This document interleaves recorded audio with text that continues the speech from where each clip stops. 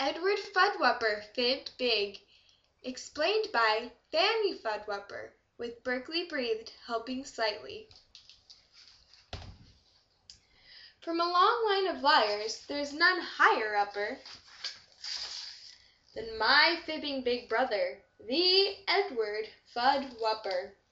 There he is now. I know just what he's doing. He's thinking of who could be next for some fooling. Edward's been cooking up fibs full of fooey. He'll serve them up sweet, all gooey with hooey. Last week he fibbed big and told Mabel Dill, I read you've been voted the Queen of Brazil. They want you to come. Bikinis, bring 10. I think Mabel went. No one's seen her since then. Yes, he thought them up long, and he thought them up tall. But did he think much of me? No, not much, not at all. Like the time he fibbed big and told Ben and Dinky that I had been born by the poodle named Stinky. That wasn't so nice, but that fib I'd forgive, if only he liked me, or noticed I live.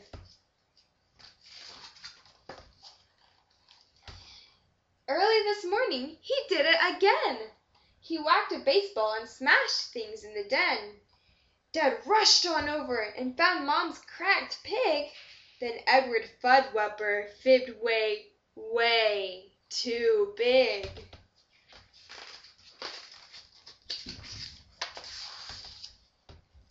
It's all truly, clearly, quite simple, you know. The whole thing was done by 2 pigs from Pluto. They were cruising by Earth, looking down from above, when they spotted Mom's pig and fell deeply in love.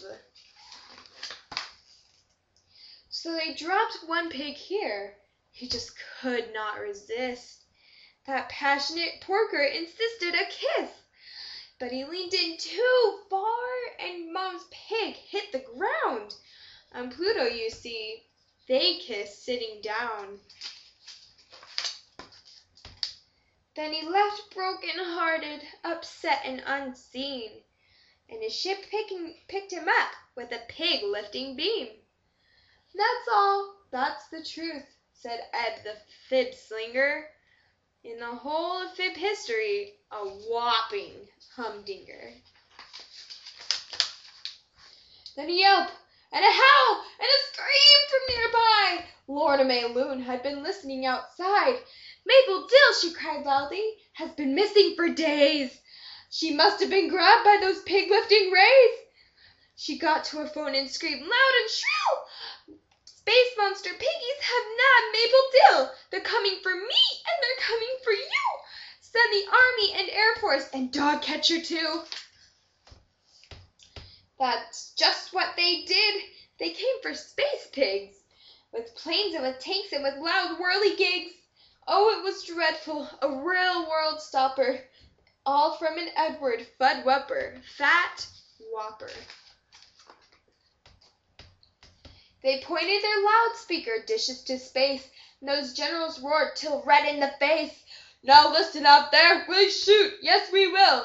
Come back here at once, and bring Mabel Dill. Edward watched all this for quite a long time, but people were staring at something behind. Oh, rats, Edward thought, how much more could there be? A face filled the sky, from the hills to the sea. It did not look happy, nor pleasant, nor soft. In fact, that big thing looked somewhat ticked off. It was purple and green with an eye on its snoot. It opened its mouth, roaring, Who started this hoot? I live quite close by, just 2 galaxies down, and I just cannot sleep with this fuss and this sound. I know nothing of pigs nor a lost Mabel Dill, so someone's been fibbing with slippery skill. Who is this gnat? Point out where he's at. Show him to me, and I'll swat him down flat. And that's what they did, each dad and each mother. They pointed right up at my shaking big brother. Edward dropped low. He was scared 10 times double. He'd fibbed way too big and was now in huge trouble. Then wait. What's that sound? A voice small and fine. Everyone stopped. Who was it? It was mine.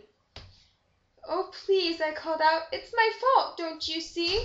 I broke that blue pig. Edward's fib was for me.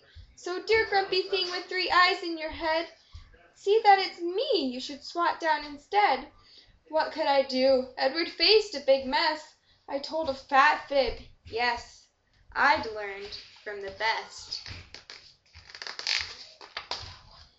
I thought I'd be smushed, smashed, squashed right down.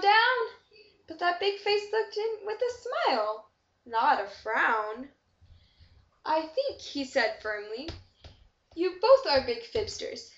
But out where I live, we're not loved by our sisters. Mine, by the way, I have left all alone, and now I'll go back to her sleeping at home. He looked at me odd, kind of sad, kind of blue. It sure would be nice to have one like you.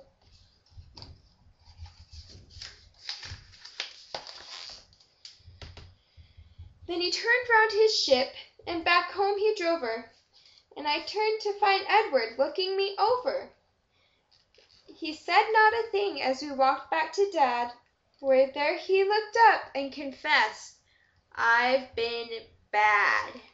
So we taped and we glued and we fixed up Mom's pig, and we told Mom the truth, that we'd fibbed, fat and big. Our folks hugged us both and collected no fines, but we sat in time out to pay for our crimes. Then Ed looked at me with a smile that was new, and said, it is nice to have one like you. 2 former fibsters, that Edward and me, but brother and sister we finally be. And if somebody knows where Mabel Dill went, please tell her from Edward that no harm was meant.